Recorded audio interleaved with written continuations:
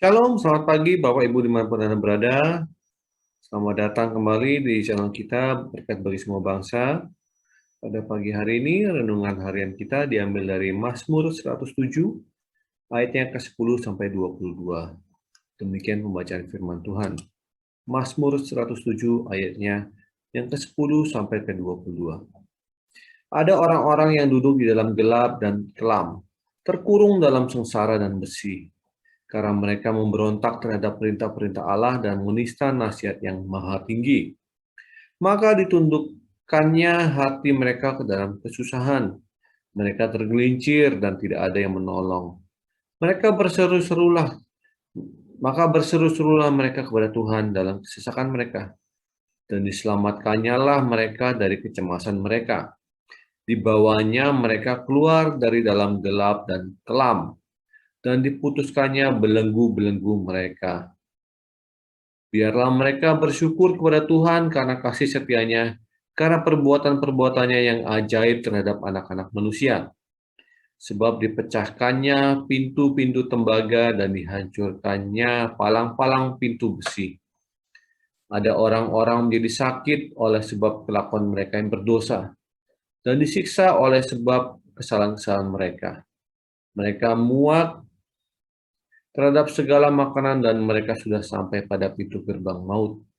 Maka berseru-serulah mereka kepada Tuhan dalam kesesakan mereka, dan diselamatkannya mereka dari kecemasan mereka. Disampaikannya firman-Nya dan disembuhkannya mereka.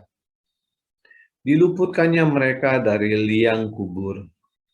Biarlah mereka bersyukur kepada Tuhan karena kasih setianya, karena perbuatan-perbuatannya yang ajaib terhadap anak-anak manusia. Biarlah mereka mempersembahkan korban syukur dan menceritakan pekerjaan-pekerjaannya dengan sorak-sorai.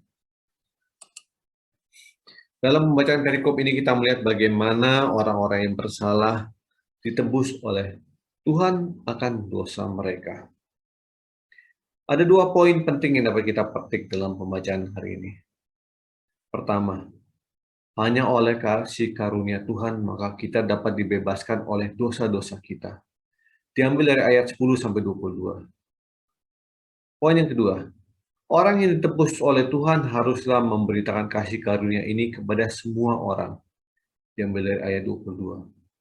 Pokok renungan kita hari ini, tidak ada perbuatan yang kita dapat lakukan untuk menebus kesalahan yang telah kita perbuat. Dosa-dosa kita tidak ada yang bisa kita lakukan untuk menebusnya.